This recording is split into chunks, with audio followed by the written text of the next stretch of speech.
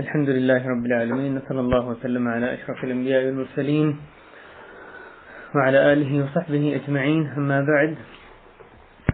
محترم بھائیو، پچھلے درس میں اللہ کی توفیق سے ہم نے منافقین کے بارے میں بات شروع کی تھی. ان کے نفاق کا معنی، نفاق کی جو ہولناکی، خطرناکی، اس کے بارے میں جو صحابہ کرام سلف صالحین کا خوف تھا اس کا ذکر کیا. پھر منافقین کی صفات کا تذکرہ شروع کیا. اس میں 15 صفات پوری ہوئی تھیں. انہیں کی صفات کے جو باقی صفات ہیں وہ انشاءاللہ آج پوری کریں گے. اور پھر اس کے بعد کچھ اور بھی نکات ہیں منافقین کے تعلق سے کہ ہمارا ہم نفاق سے بچاؤ کا کیا طریقہ ہے ہمارے لیے، اور پھر آخری بات یہ کہ منافقین کے بارے میں ہمارا رویہ کیا ہونا چاہیے.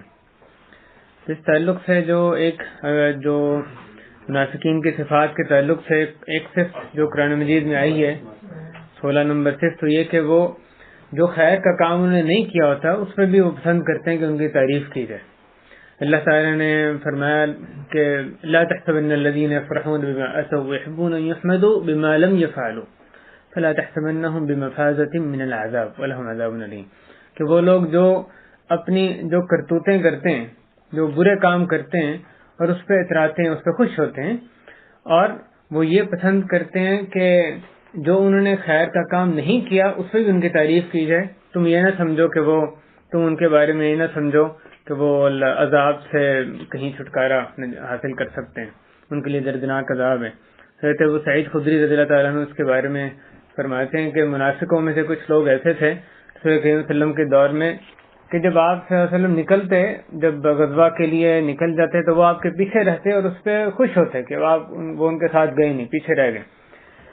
تو جب صلی اللہ علیہ وسلم آتے تو جا کے بہانے تراشتے، صلی اللہ علیہ وسلم کے پاس نہ جانے کے بہانے تراشتے اور قسمیں کھاتے، جھوٹ بولتے، اور یہ پسند کرتے اندر سے کہ جو انہوں نے نیک کام نہیں کیا، باہر نہیں نکلے غزوہ جہاد پہ، جو دعوت تھی اس پہ لبیک نہیں کہا، اس پہ بھی ان کی تعریف کی جائے. تو اس پہ یہ آیت نازل ہوئی. اللہ تعالیٰ نے جو سورہ آل عمران کی آیت 188 اس پہ نازل فرمائی. اسی طرح نیک عمل کرنے والوں پہ عیب جوئی کرنا، نیک عمل پہ تان کرنا، عیب جوئی کرنا، یہ بھی منافقین کی ایک صفت قرآن مجید میں بیان فرمائی گئی. وَمِنْهُمْ مَن يَلْمِزُكَ فِي الصَّدَقَاتِ. ان میں کچھ لوگ ایسے ہیں جو اے نبی صلی اللہ علیہ وسلم آپ پر صدقات کی تقسیم میں عیب جوئی کرتے ہیں. نبی صلی اللہ علیہ وسلم پہ عیب جوئی کرتے ہیں کہ صدقات کی تقسیم صحیح نہیں کرتے، کہ اگر فَإِنْ عَطُوا مِنْهَا رَضُوا، اگر ان کو اس میں سے دے دیا جاتا ہے راضی ہوتے ہیں، خوش ہوتے ہیں. وَإِن لَّمْ يُعْطَوْا مِنْهَا إِذَا هُمْ يَسْخَطُونَ، اگر ان کو نہیں دیا جاتا تو پھر وہ یک ناراض ہو جاتے ہیں. تو وہ جو عیب جوئی کرتے ہیں وہ بھی اس لیے نہیں کہ ان کو واقعی اصولی طور پہ وہ غلط لگ رہا ہوتا ہے، اگر ان کو اس سے حصہ مل جاتا ہے وہ خوش ہیں. اگر ان کو اصل میں عیب جوئی ان کے ذاتی فائدے کے لیے، اس کی وجہ سے وہ کر رہے ہوتے ہیں، ذاتی مصلحت کی وجہ سے، اگر نہیں دیا جاتا تو اس پہ پھر وہ ناراض ہو جاتے ہیں. اسی طرح جو اللہ تعالیٰ نے ایک اور آیت میں فرمایا الذین یلمزون المطوعین من المؤمنین فی الصدقات والذین لا یجدون الا جہدهم فیسخرون منهم سخر اللہ منهم ولہم عذاب علیم. کہ وہ مومنین جو کھلے دل سے خیرات کرتے ہیں، صدقات کرتے ہیں، یہ وہ لوگ جو کہ ایسے مومنین پر تان کرتے ہیں ان کے صدقات کے بابت سے، ان کے اللہ کے خرچ کرنے کے تعلق سے، اور ان پر بھی تان کرتے ہیں جو کہ صرف اپنی محنت کے بقدر پاتے ہیں، جو تھوڑا سا پاتے ہیں اللہ کی راہ میں اتنا ہی وہ کر سکتے ہیں خرچ، ان پہ بھی وہ تان کرتے ہیں. تو یہ منافقین ان کا مذاق اڑاتے ہیں، ان پہ تان کرتے ہیں. اللہ تعالیٰ فرماتے ہیں سخر اللہ منہم، اللہ ان کے ساتھ مذاق کرتا ہے اور ان کے لیے دردناک عذاب ہے. اس کے بارے میں حضرت ابو مسعود رضی اللہ تعالیٰ عنہ کی روایت میں ہے کہ حضرت ابو عقیل، وہ جب صدقے کا مطالبہ کیا گیا، ابو عقیل صرف آدھا صاع لے کر آئے، کھجوریں لے کر آئے، اور ایک اور شخص تھے وہ بہت سارا مال لے کر آئے، بہت ساری چیزیں لے کر آئے. تو یہ جو منافقین تھے یہ کہنے لگے وہ جو ہے، یعنی جس نے تھوڑا سا دی، صرف 1 صاع کھجوریں، وہ تو اللہ اس کے صدقے سے بے نیاز ہے، اتنے صدقے سے کیا فرق پڑنا ہے. اور یہ جس نے اتنا دیا یہ صرف دکھاوے کے لیے کر رہے ہیں، شو آف کرنے کے لیے صدقہ کر رہے ہیں. تو کوئی ان سے محفوظ نہیں رہتا ہے. جو نیک عمل کرے گا انہوں نے اس میں عیب جوئی کرنی ہے، کوئی انہوں نے اندر اس میں نقص نکالنا ہے.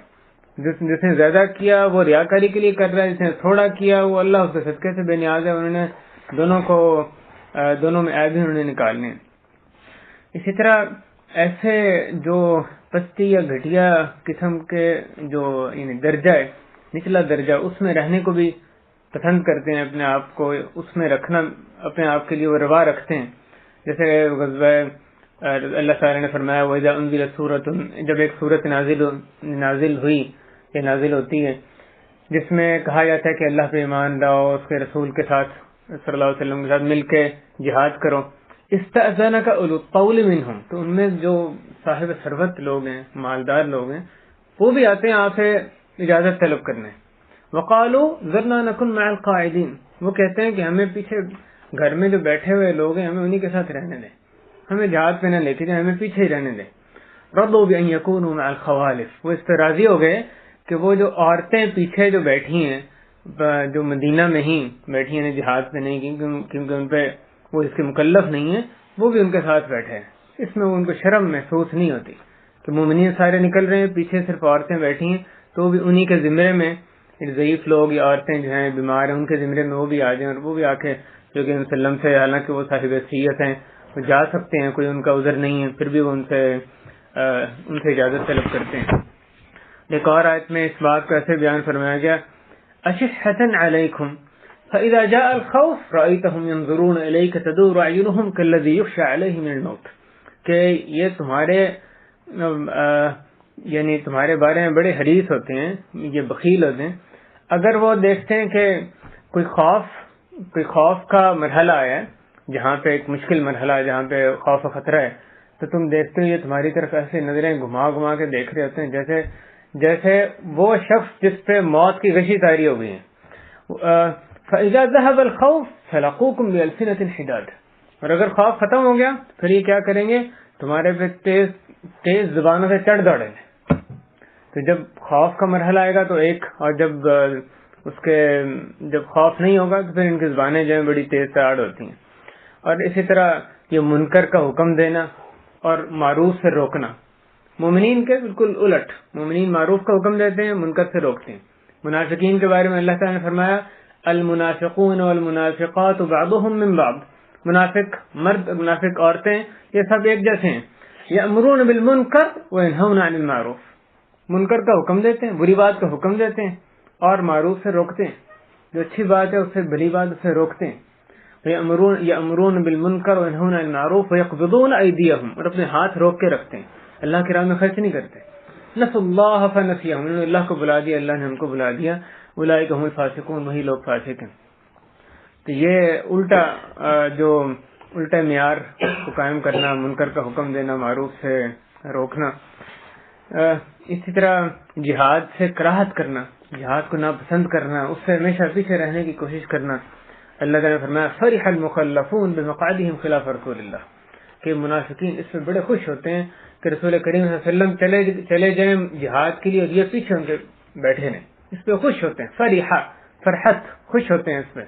وَكَرِهُوا أَن يُجَاهِدُوا بِأَمْوَالِهِمْ وَأَنفُسِهِمْ، اور اس بات سے کراہت کرتے ہیں، نفرت اس بات سے، وہ اس بات کو ناپسند کرتے ہیں کہ وہ اللہ کی راہ میں اپنے مال سے، اپنی جان سے وہ جہاد کریں. اور کہتے ہیں لا تنفروا فی الحر، یہ غزوہ تبوک پہ آیت نازل ہوئی تھی. وہ منافقین کہتے تھے اتنی سخت گرمی ہے، نہ جاؤ، نہ نکلو جہاد کے لیے، اتنی سخت گرمی ہے. لا تنفروا فی الحر، جہاد پہ اتنی سخت گرمی میں نہ جاؤ. اللہ تعالیٰ نے ان کو جواب دیا قل نار جہنم اشد حرا، ان سے کہو کہ جو جہنم کی آگ ہے وہ زیادہ حرارت والی ہے، وہ زیادہ گرم ہے. جس گرمی کی تم بات کر رہے ہو اس گرمی میں نہ نکلو. یہ تم جہاد سے منہ پھیر کے، اس کے پیچھے رہ کے جس جہنم کی طرف اپنے آپ کو دھکیل رہے ہو، اس کی آگ اس سے کہیں زیادہ حرارت والی ہے. لو کانوا یفقہون، کاش کے سمجھ رکھتے. تو جہاد سے کو ناپسند کرنا، پیچھے رہنا اس سے. اسی طرح ایک اور جو ان کی صفت میں قرآن مجید میں ملتی ہے کہ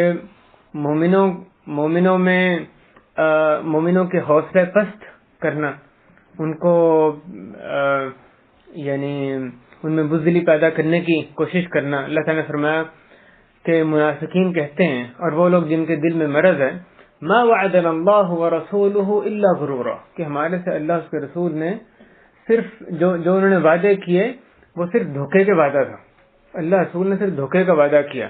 اور آگے اللہ نے فرمایا کہ جب ان میں سے ایک گروہ یہ کہتا ہے کہ یا اہل یثرب لا مقام لکم فارجعوا، اے اہل یثرب آج تم دشمن کے مقابلے میں کھڑا ہونے کی تمہاری میں سخت نہیں ہے، ابھی جنگ شروع نہیں ہے، پہلے ان کے حوصلے پست کر رہے ہیں، دیکھو تم ان کا مقابلہ نہیں کر سکتے، فارجعوا واپس پلٹ جاؤ۔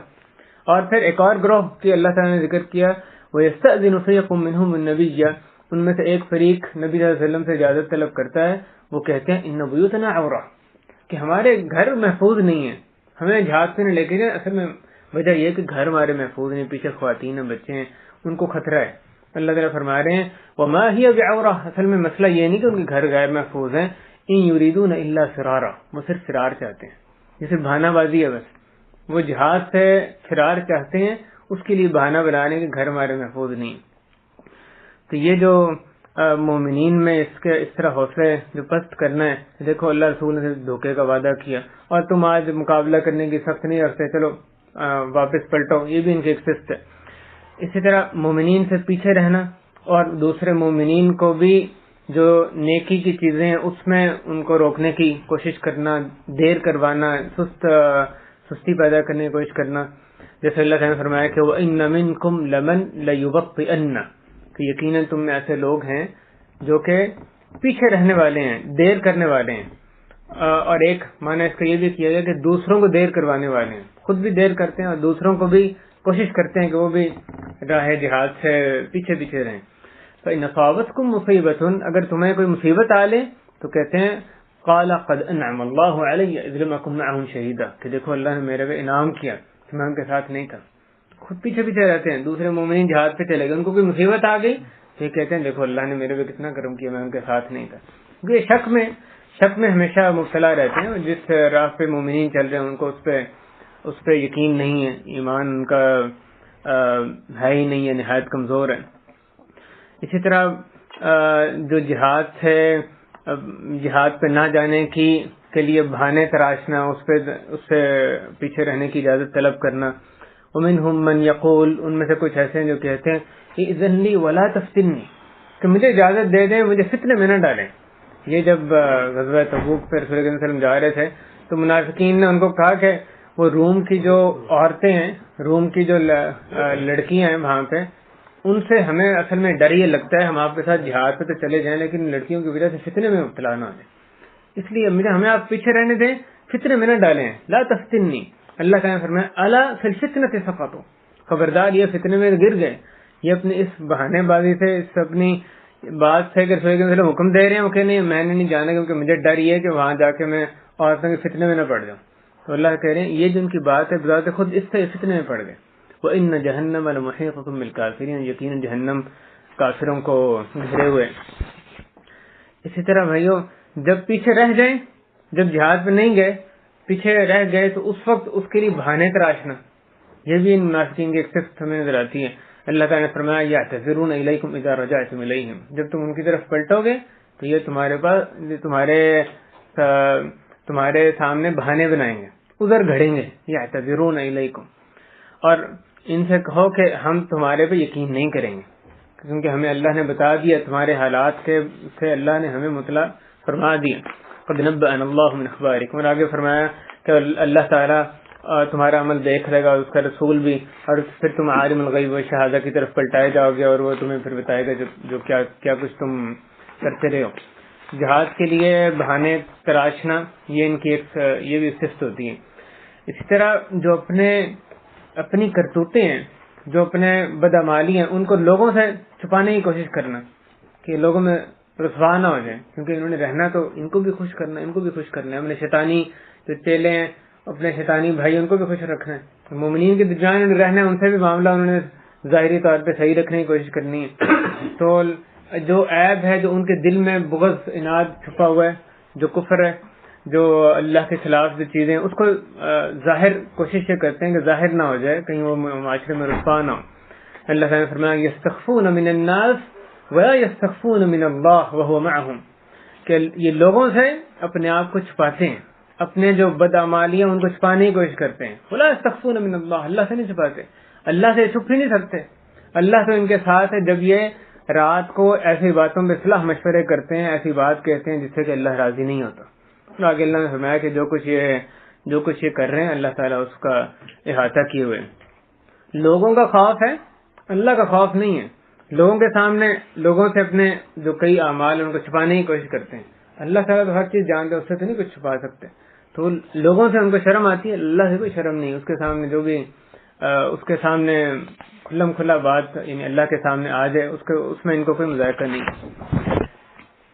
پھر مومنین کو 26 صفت، مومنین کو جو تکلیف پہنچتی ہے، مصیبت پہنچتی ہے، یہ منافقین جو کہ ان مومنین ہی کے درمیان رہ رہے ہوتے ہیں اس پہ خوش ہوتے ہیں.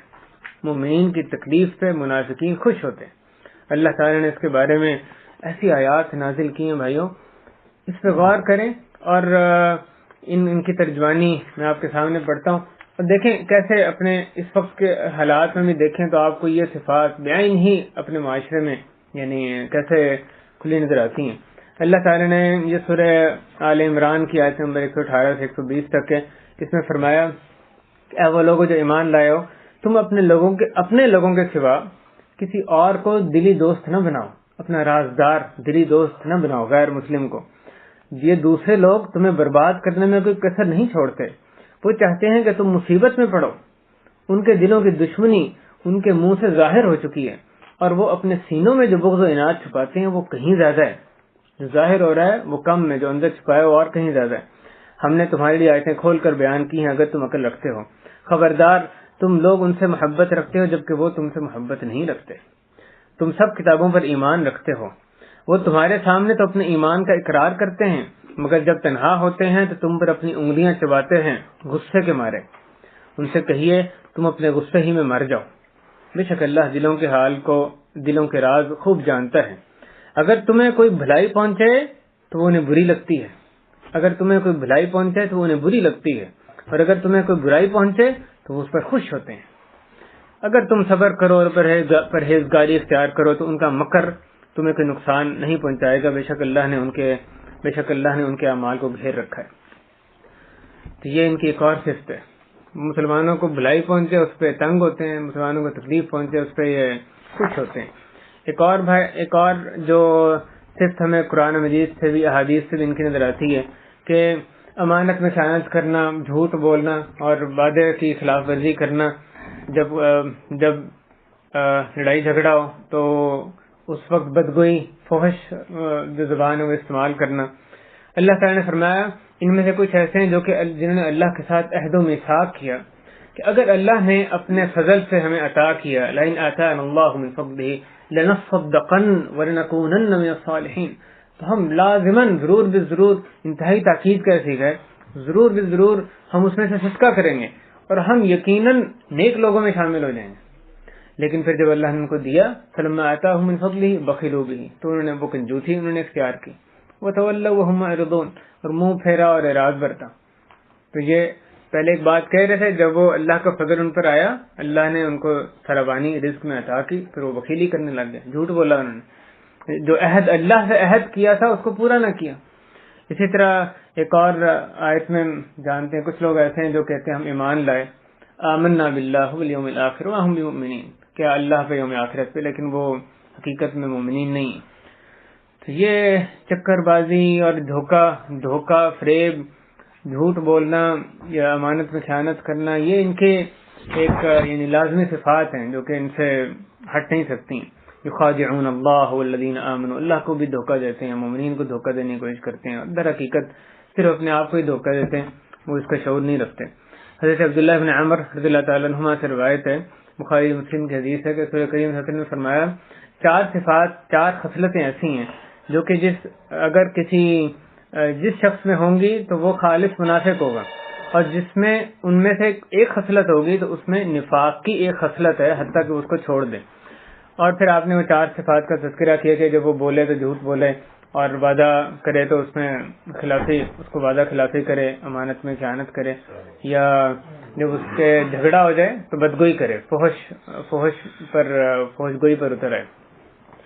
یہ جو اس حدیث میں 4 صفات جن کا تذکرہ کیا گیا، ان کے تعلق سے وضاحت بھی ضروری ہے. جیسے امام نووی رحمہ اللہ نے شرح مسلم میں لکھا ہے کہ اس سے مراد خالص منافق ہو گیا. اس حدیث میں جو کہا جا رہا ہے کہ جس میں 4 صفات ہیں، یعنی جھوٹ بولنا، وعدہ اخلافی کرنا، امانت میں خیانت کرنا، اور خلاف جب جھگڑا ہو تو اس وقت بدگوئی کرنا.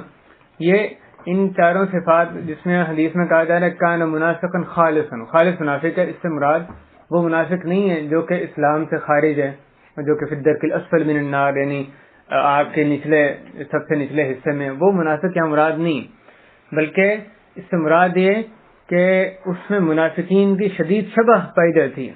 منافقین کی جو صفات ہیں وہ یہ جو عملی صفات ہیں منافقین کی وہ اس میں پائی جاتی ہیں. یہ نہیں کہ وہ اسلام سے نکل گیا، اور اسلام لانے میں اس کو منافق اصل میں قرار دینا مقصود نہیں کہ جس میں یہ صفات ہیں وہ یعنی ظاہر اسلام کر رہا ہے اور باطن میں اس نے کفر چھپایا ہوا ہے، یہ اس میں مراد نہیں. تو یہ جو بات ہے عملی نفاق اور اعتقادی نفاق، اس کی پچھلے درس میں بھی وضاحت کی گئی تھی، اور اس کو ذہن میں رکھنا ضروری ہے کہ اعتقادی نفاق اور عملی نفاق یعنی نفاق اکبر نفاق اصغر، ان کا کیا معنی ہے. ان میں یہ علیحدہ ان کی قسمیں ہوتی ہیں. جو چھوٹا نفاق ہے، عملی نفاق، جس کی یہ 4 نشانیاں بتائی گئی ہیں، یہ ساری کے ساری بھی ہوں تو پھر بھی آدمی مسلمان ہی رہتا ہے، یعنی اسلام سے خارج نہیں ہوتا، لیکن اس میں منافقین کی یہ ساری صفات جو ہیں وہ موجود ہیں. نفاق اصغر اس میں موجود ہے، لیکن جو ایمان کی بنیاد ہے وہ بھی اس کے دل میں باقی رہتی. اسی طرح نماز کو اپنے وقت سے لیٹ کرنا، اول وقت میں نہیں بلکہ آخری وقت جب ختم ہونے والا وقت بس اس سے پہلے قضا نہ ہو جائے. تو ایک ہے جیسے ہی وقت آئے ذوق و شوق سے اٹھ کے جذبے کے ساتھ فوراً نماز ادا کرنا، نہیں، منافقین آخری وقت کا انتظار کرتے ہیں.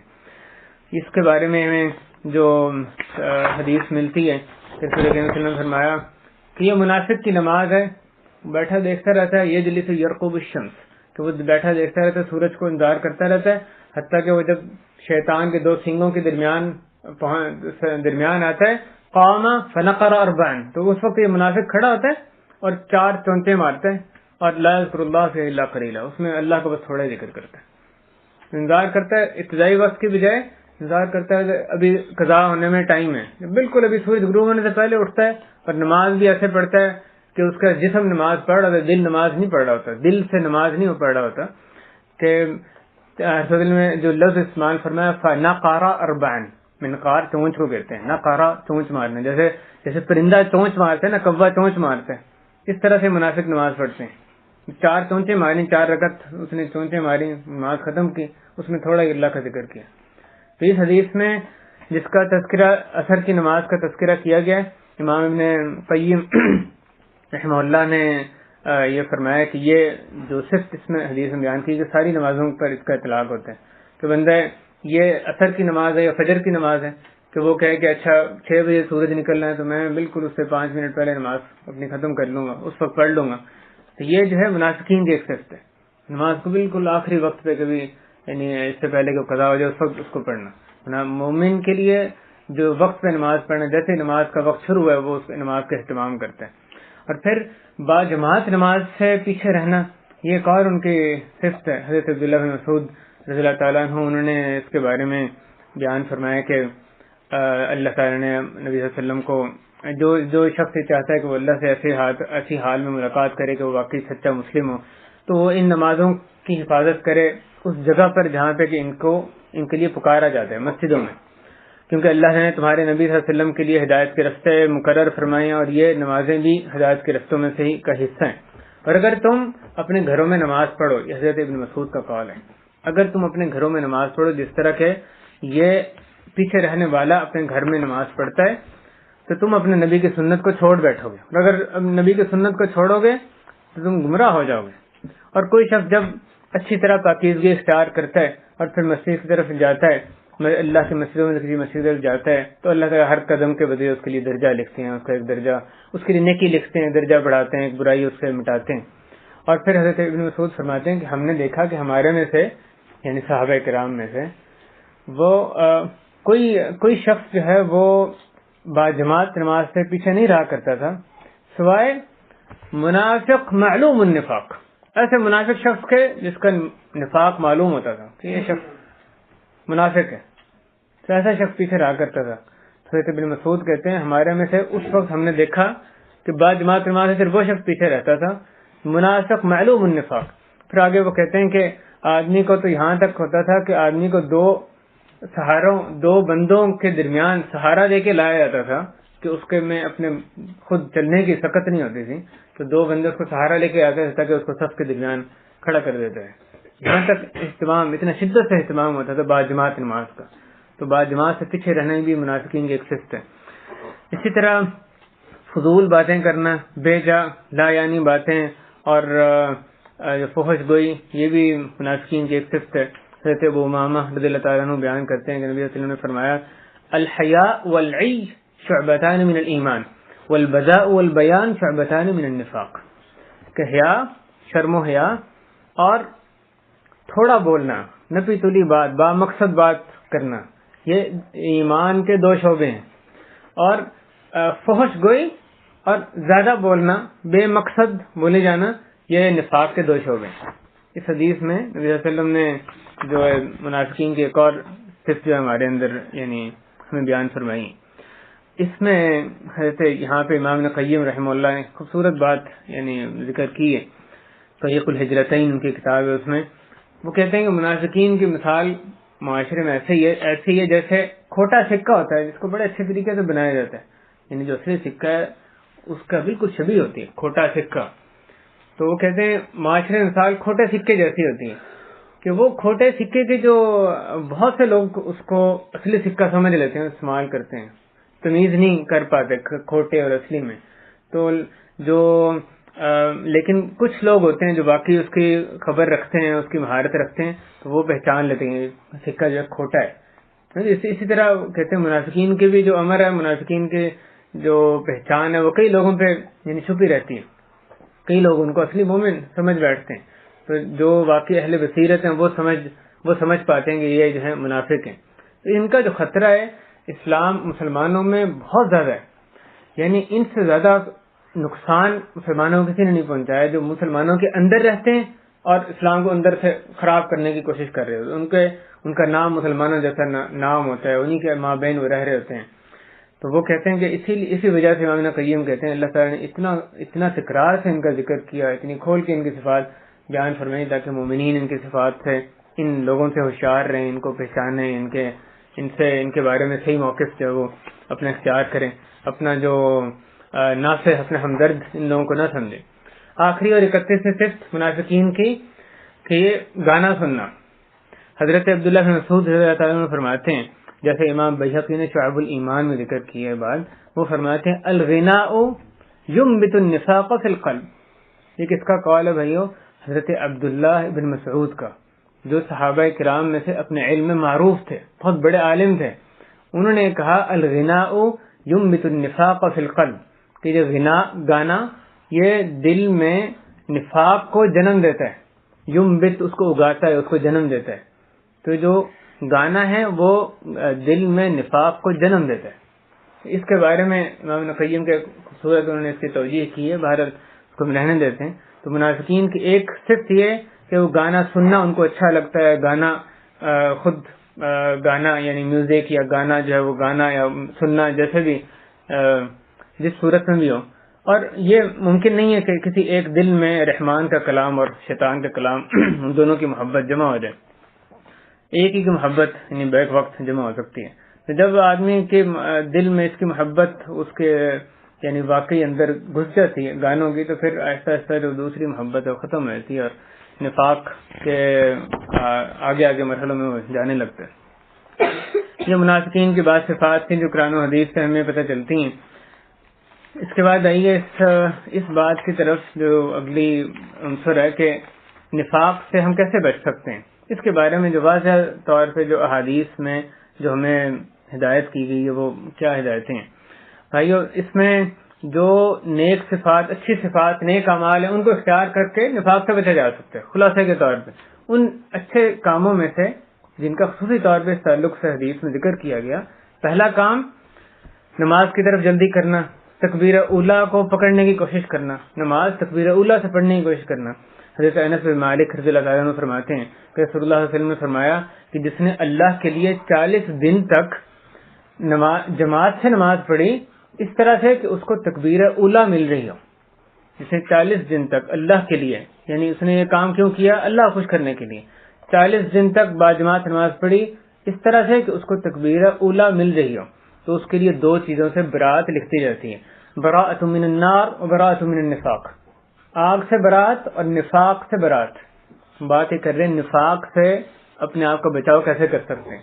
تو پھر نے اس حدیث میں اس کا ایک جو مداوع یہ بتایا ہے کہ باجماعت نماز جس میں تکبیر اولا کی حفظ کی جائے، تکبیر اولا سے جو نماز جب پڑھی جائے اگر 40 دن تک باجماعت تکبیر اولا سے، تو اللہ تعالیٰ 2 چیزوں سے برات لکھ دیتے ہیں۔ منافق کی صفت یہ ہے اذا قاموا الی الصلاۃ قاموا کسالی، نماز کی طرف کھڑے ہوتے ہیں کسمساتے ہوئے، پیچھے ان کا دل نہیں چاہ رہا ہوتا نماز کے پہ جانے پہ، لیکن جو سچا مومن ہے وہ جلدی جاتا ہے باجماعت نماز، اور وہ بھی ایسے ہی یہ نہیں کہ ابھی تو شروع ہوئی ہے، ابھی تیسری چوتھی رکعت میں فلاں پہ مل جائیں گے، نہیں، بلکہ تکبیر اولا کا مطلب یہ ہے جب امام شروع کرے اس وقت پہلے سے صف میں موجود ہو، جب امام شروع کرے نماز اس وقت صف میں موجود ہو، جیسے ہی امام تکبیر کرے ساتھ ہی وہ بھی اس کے بعد یہ بھی ساتھ ہی اپنی نیت باندھ لے، تو اس کو تکبیر اولا کہتے ہیں۔ تو اس حدیث میں بہت بڑی خوشخبری جو ہمیں سنائی گئی۔ اسی طرح اچھا اخلاق، دین کے سمجھ حاصل کرنا، سورۃ میں فرمایا خصلتان لا تجتمعان فی منافق حسن سمت ولا شک فی الدین، 2 خصلتیں جو منافق میں جمع نہیں ہو سکتی، ایک اچھا اخلاق اور دوسرا دین کی سمجھ۔ تو یہ دونوں جو چیزیں، اچھا اخلاق اپنانا اور دین کی سمجھ، دین کا مطالعہ کرنا، اس کا علم حاصل کرنا، یہ بھی انسان کو نفاق سے دور رکھتی ہیں، کیونکہ دونوں منافق میں جمع نہیں ہو سکتی۔ اسی طرح صدقہ کرنا، صلی اللہ علیہ وسلم فرماتے ہیں کہ ایک لمبی حدیث ہے تو مالک اشعری کی، اس میں ایک لفظ یہ بھی ہے کہ الصدقۃ برہان، کہ صدقہ برہان ہے، یعنی صدقہ دلیل ہے۔ کس بات کی دلیل ہے؟ آدمی کے ایمان کی دلیل ہے۔ جو منافق ہے وہ صدقے سے پیچھے رہتے ہیں، بلکہ وہ تو دوسروں کو بھی روکتے ہیں صدقے سے۔ تو جو مومن ہے جب صدقہ کرتا ہے، صدقہ تبھی بندہ کر سکتا ہے کہ اس کو یقین ہے کہ یہ جو میں صدقہ کر رہا ہوں اس سے بہت بڑا اجر، جو ابھی میں قربانی دے رہا ہوں اس کا عوض مجھے ملنے والا ہے، بہت بڑا اجر مجھے بعد میں ملنے والا ہے۔ اگر اس کو اس عوض پہ، اجر پہ یقین نہیں ہے تو صدقہ نہیں کرے گا۔ تو اللہ صلی اللہ علیہ وسلم نے فرمایا صدقہ تو برہان، صدقہ جو ہے وہ برہان ہے، ایمان کی، بندے کی ایمان پہ دلیل ہے۔ اسی طرح رات کا قیام کرنا، قیام اللیل، حضرت قتادہ جلیل القدر عالم رحمہ اللہ فرماتے ہیں قلما ساہر اللیل منافق، قلما ساہر اللیل منافق، کہ کم ہی ہوتا ہے کہ منافق رات کو جاگے، یعنی اللہ کی اطاعت کرنے کے لیے، معصیتوں میں تو جاگ سکتے ہیں، نماز پڑھنے کے لیے، اللہ کا ذکر کرنے کے لیے، تو اللہ کے ساتھ جو خلوت کے لیے، جو مناجات کرنے کے لیے، جو خلوت کے اوقات میں بندہ رات کو کھڑا ہوتا ہے، یہ بھی اس کو نفاق سے دور رکھتی ہے۔ منافق یہ کام کم نہیں کرتا ہے۔ اسی طرح اللہ کی راہ میں جہاد کرنا، تو دل میں فرمایا کہ جو ایسی حالت میں مرا کہ نہ اس نے جہاد کیا، نہ ہی اس کو اپنے دل میں خیال آیا جہاد کرنے کا، مات علی شعبۃ من النفاق، تو وہ نفاق کے ایک حصے پر مرا۔ ایک تو اس نے جہاد نہ کیا اور نہ ہی اس کو خیال بھی آیا کہ اس نے جہاد کرنا ہے، تو اس کو وہ نفاق کے شعبے پہ اس کی موت آئی۔ اللہ کا کثرت سے ذکر کرنا، یہ چھٹی بات ہے نفاق سے اپنے آپ کو بچانے کے لیے، کیونکہ جو منافقین کی صرف بیان فرمائے گی وَلَا يَذْكُرُونَ اللَّهَ إِلَّا قَلِيلًا، کہ وہ اللہ کا تھوڑا ہی ذکر کرتے ہیں، لیکن مومن کی صرف ہوتی ہے کہ اللہ کا زیادہ ذکر کرتا ہے۔ اللہ تعالیٰ نے سورہ منافقین جو 28ویں پارے میں ہے، اس کا جو اختتام ہے وہ اس بات پہ فرمایا یا ایھا الذین آمنوا لا تلھکم اموالکم ولا اولادکم عن ذکر اللہ، کیا وہ لوگ جو ایمان لائے ہو، جہاں پہلے بہت سے منافقین کی صفات بیان فرمائے سورہ منافقون میں، تو اس میں آگے بیان فرمایا کہ اے وہ لوگ جو ایمان لائے ہو، تمہیں تمہارے اموال، تمہارے مال، تمہاری اولاد اللہ کے ذکر سے غافل نہ کر دیں، اور جو شخص یہ کرے گا تو وہ خسارہ پانے والوں میں۔ تو جیسے علماء فرماتے ہیں، امام ابن قیم نے ذکر کیا کہ غالباً اس میں اشارہ اس طرف ہے کہ ذکر کرنا جن پہلے صفات کا منافقین کا ذکر کیا گیا ان سے انسان کو دور رکھتا ہے، نفاق سے بچاؤ میں، اپنے آپ کو بچانے میں مدد دیتا ہے۔ پھر یہ دعا کرنا کہ اے اللہ مجھے نفاق سے بچائی رکھ، یہ بھی اس سے بچنے کی ایک تدبیر ہے، یعنی عملی طور پہ کوشش تھا کہ دعا کرنے کہ اے اللہ مجھے نفاق سے بچا لے۔ اس کے بارے میں جو حضرت ابو الدرداء رضی اللہ تعالیٰ عنہ کا واقعہ وہ پچھلی مرتبہ بیان کیا تھا، جس میں آتا ہے کہ وہ جو جبیر بن نفیر رحمہ اللہ، وہ کہتے ہیں میں نے ان کو دیکھا تشہد سے پہلے انہوں نے نفاق سے پناہ مانگنی شروع کی اور بہت زیادہ پناہ مانگی، اور بعد میں انہوں نے ان سے جو بات کہی ان سے کہا کہ آپ کا نفاق سے کیا تعلق، تو وہ حضرت ابو الدرداء آگے سے کہنے لگے اللہم غفرن اللہم غفرن اللہم غفرن، اے اللہ معاف فرمانا، من یأمن البلاء، کون اس سے اپنے آپ کو امن میں سمجھ سکتا ہے اس مصیبت سے، یعنی نفاق کی مصیبت سے۔ پھر آگے انہوں نے کہا اللہ کی قسم، آدمی تو ایک گھڑی بھر میں اس کے فتنے میں مبتلا ہوتے اپنے دین سے پھر جاتا ہے، تم کہہ رہے ہو کہ تمہارا کیا تعلق ہے نفاق سے۔ یہ صحابہ تھے کہ نفاق سے صحیح معنی میں ڈرا کرتے تھے، اور اپنے آپ کو، یا بعض کتنے مسلمان ان کی حالت کو دیکھیں کیسے امن میں سمجھتے ہیں نفاق سے۔ آخری موضوع، آخری جو بات اس درس میں یہ کہ ہمارا ایک مسلمان کا منافقین کے بارے میں کیا موقف ہونا چاہیے، اس کے بارے میں ہمیں کیا ہدایات ملتی ہیں۔ پہلی بات یہ کہ منافقین کے تعلق سے اس موضوع کو انتہائی سنجیدگی سے لیا جانا چاہیے۔ قرآن مجید میں ایک موضوع کا اس قدر تکرار ہے، اتنا تکرار اور اتنی تفصیل سے بیان ہو، یہ یقیناً نہایت سنجیدہ موضوع ہے، اس کو خوب مطالعہ کرنا، اس کو سمجھنا، ان کی صفات کو سمجھنا، یاد رکھنا ضروری ہے۔ تو اس موضوع کو سنجیدگی سے لینا یہ پہلی بات ہے جو کہ ایک مسلمان کو اختیار کرنی ہے۔ ان کے خطرے کو کم سمجھ لینا، اس کو ہلکا سمجھنا، یہ اس کی اگر اس طرح سے کیا تو پھر ان کے جال میں پھنسنے کے امکان بہت زیادہ ہوتے ہیں۔ اور اس وقت جو منافقین ہیں ان کا خطرہ نبی کریم صلی اللہ علیہ وسلم کے دور میں جو منافقین تھے اس سے کہیں زیادہ ہے۔ حضرت حذیفہ بن الیمان رضی اللہ تعالیٰ عنہ، حالانکہ وہ صحابی تھے، صلی اللہ علیہ وسلم کی وفات کے بعد وہ کہتے ہیں ان المنافقین اليوم شر منهم على عهد النبي صلی اللہ علیہ وسلم كانوا يومئذ يسرون واليوم يجهرون، کہ اس وقت منافقین، حضرت حذیفہ کہتے ہیں اس وقت منافقین زیادہ برے ہو گئے ہیں بنسبت جیسے وہ نبی کریم صلی اللہ علیہ وسلم کے دور میں تھے۔ اس وقت تو وہ پوشیدگی سے چھپایا کرتے تھے اپنی باتوں کو، اس وقت وہ اعلان کر کے اپنے کرتوت کرتے ہیں، اپنی بدعمالیاں کرتے ہیں۔ اس بارے میں بھائیو جو ہمارا موقف اس کا خلاصہ یہ جو قرآن و حدیث میں بیان کیا گیا، پہلی بات کہ ان کی اطاعت نہیں کرنی، ان کی بات نہیں ماننی، ان سے مشورہ نہیں لینا، ان کو اپنا ناصح ہمدرد نہیں سمجھنا، اپنا رازدار ان کو نہیں بنانا۔ اللہ تعالیٰ نے فرمایا یا ایھا النبی اتق اللہ ولا تطع الکافرین والمنافقین، اے نبی اللہ سے ڈرو اور کافروں اور منافقوں کی اطاعت نہ کریں۔ نبی صلی اللہ علیہ وسلم کو حکم دیا جا رہا ہے کافروں کی اطاعت نہ کرو اور منافقوں کی اطاعت نہ کرو۔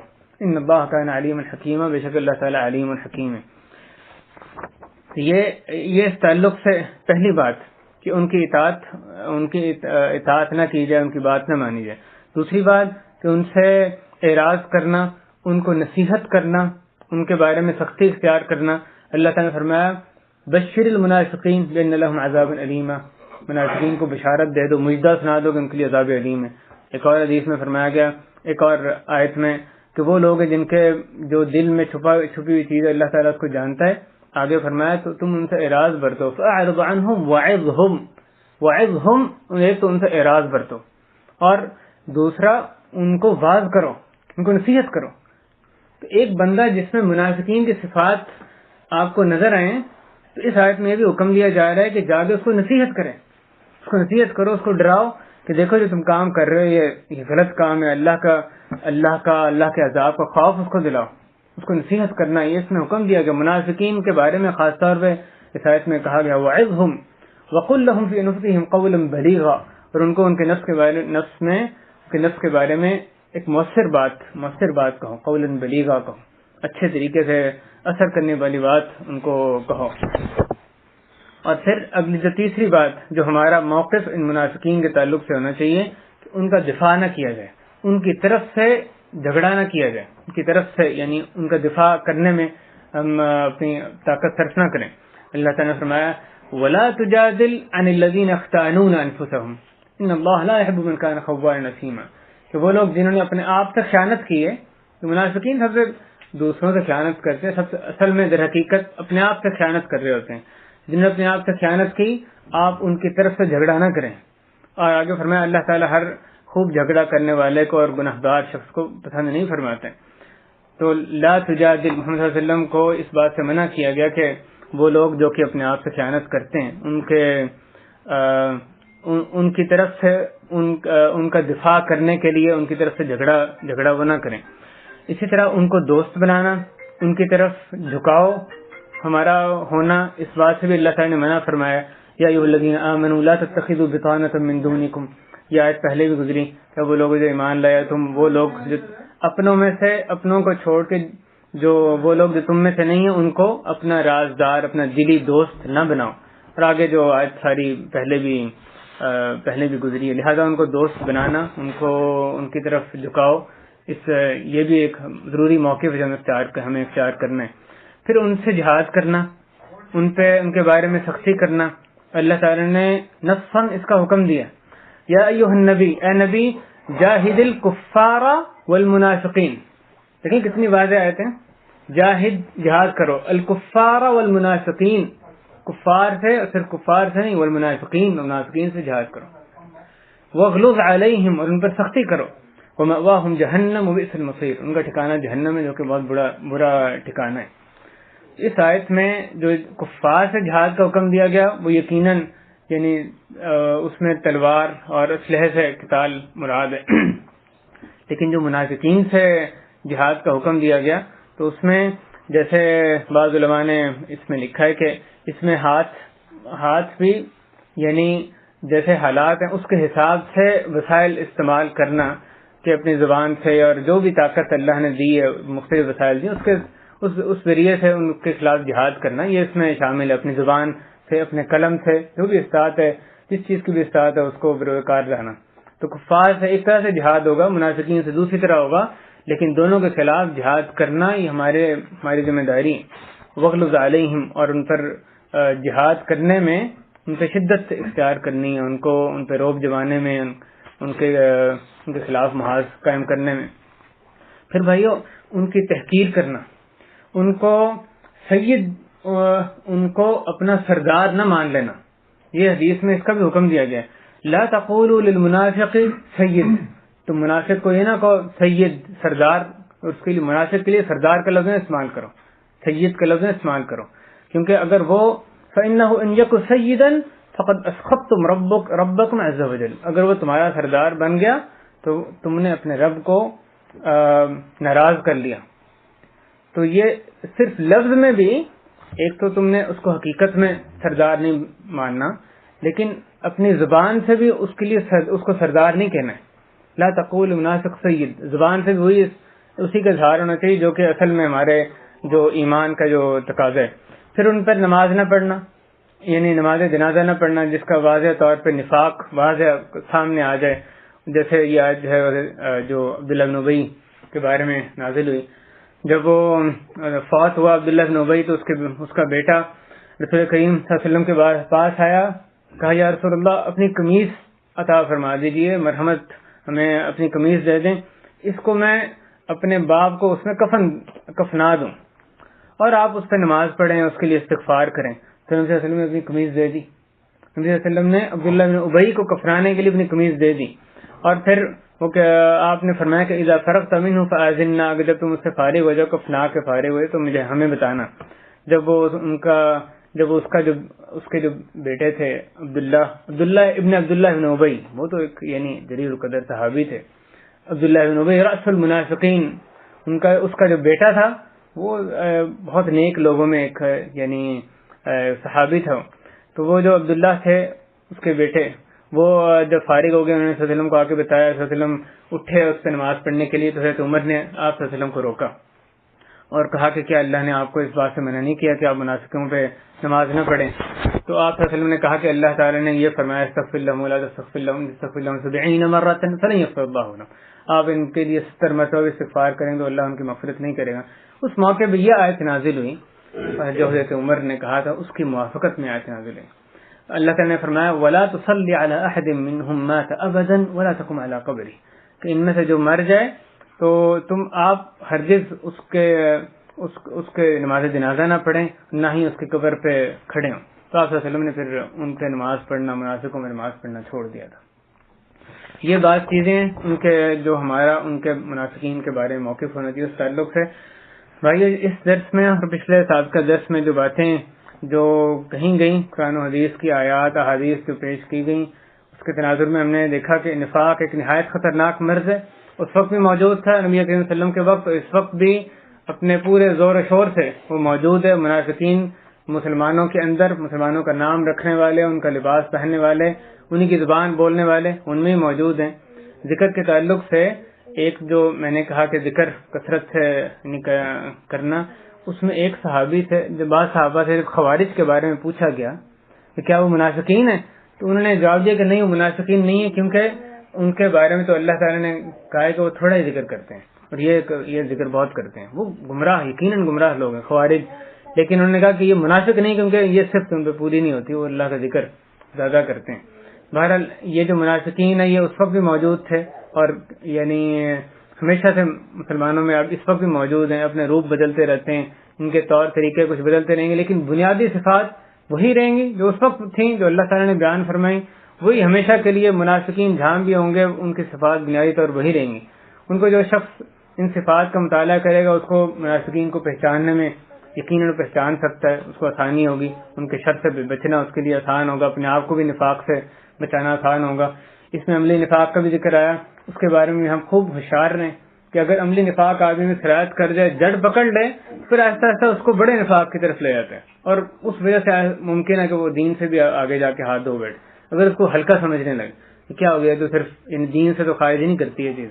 عملی نفاق کے بعد جو صفات اگر اس میں آ گئیں، اس کو بھی بہت سنجیدگی سے اس نے لینا. منافقین کی جو صفت بھی بیان کی گئی، عملی نفاق کے تعلق سے بھی جو بھی صفت بیان کی گئی، اس میں خوب ہوشیار رہنا، ہمارے اندر نہ آنے پہ. اپنے جو اللہ تعالیٰ نے جن کو ہمارے ماتحت کیا، ان کی تربیت میں بھی ان چیزوں کو نہ آنے دیں، اس سے ان کو بھی ہوشیار رکھیں، اور منافقین کے شر سے اپنے آپ کو بچا کے رکھیں، ان کے خلاف جہاد کریں. جو بھی اس میں موقف اللہ رسول نے بیان کیا اس پہ عمل پیرا ہوں. اللہ تعالیٰ منافقوں کے شر سے ہمیں محفوظ فرمائے، ان کی چالوں کو ہمارے پر آشکارا فرما دے. اے اللہ ہمیں نفاق سے، اعتقادی نفاق سے، عملی نفاق سے اللہ ہمیں بچنے کی توفیق عطا فرما دے.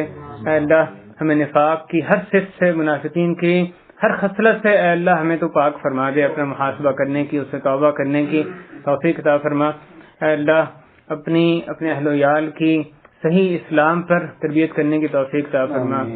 اے اللہ منافقین جو جس بھی شکل میں یا اللہ جو اسلام کے خلاف چالیں چلنے کی کوشش کرتے ہیں، اس وقت بھی کر رہے ہیں، اللہ ہم کی چالوں کو انہی پر ہی پھیر دے. اے اللہ ہمیں ہمارے بھائیوں کو ان کی چالوں سے اللہ تو بچا رکھ. اے اللہ ہمیں جب تک تو زندہ رکھ، ایمان پہ، توحید پہ ہی تو قائم رکھ، ہماری صحیح سچے ایمان پر ہی اے اللہ تو ہمارا خاتمہ فرما. اے اللہ ہمارے ملک میں جو معصوم بچے اتنی بڑی تعداد میں جو مارے گئے، اللہ ان کو شہداء کی فہرست میں شامل فرما. اللہ ان کے جو درجات بلند فرما، ان کی مغفرت فرما. اللہ جو ان کے لواحقین ہیں ان کو صبر جمیل عطا فرما. اللہ جو بھی لوگ اس سازش کے پیچھے ہیں، اللہ جو بھی ملک کے دشمن اس کو یہ کام کرنے والے ہیں، جیسے دیگر ظلم کرنے والے ہیں، اللہ ان کو اشکارا فرما دے، ان کے معاملے کو کھول دے. اے اللہ ان سے تو انتقام لے لے. اے اللہ تو ظالموں سے انتقام لے لے. اے اللہ ان کے شر سے ہمیں، ہمارے معاشرے کو، تمام جو مسلمان ممالک ہیں، اللہ ان کو محفوظ فرما لیں. صلی اللہ وسلم علی نبینا محمد وعلی آلہ وصحبہ اجمعین. اہل خانہ کے لیے بھی ہم دعا کرتے ہیں کہ یہاں پہ اللہ تعالیٰ اس درس کے ذریعے، اس درس کی بدولت ان کے اہل و عیال میں، ان کے رزق میں برکت عطا فرمائے، ان کے گناہ معاف فرمائے. اس کی جو بھی انتظام میں جس نے بھی اس میں شرکت کی ہے، اس کو اس کا بھرپور اجر عطا فرمائے. صلی اللہ وسلم علی نبینا محمد وعلی آلہ وصحبہ اجمعین. الحمد للہ رب العالمین، صلی اللہ وسلم علی اشرف الانبیاء والمرسلین وعلی آلہ وصحبہ اجمعین. اما بعد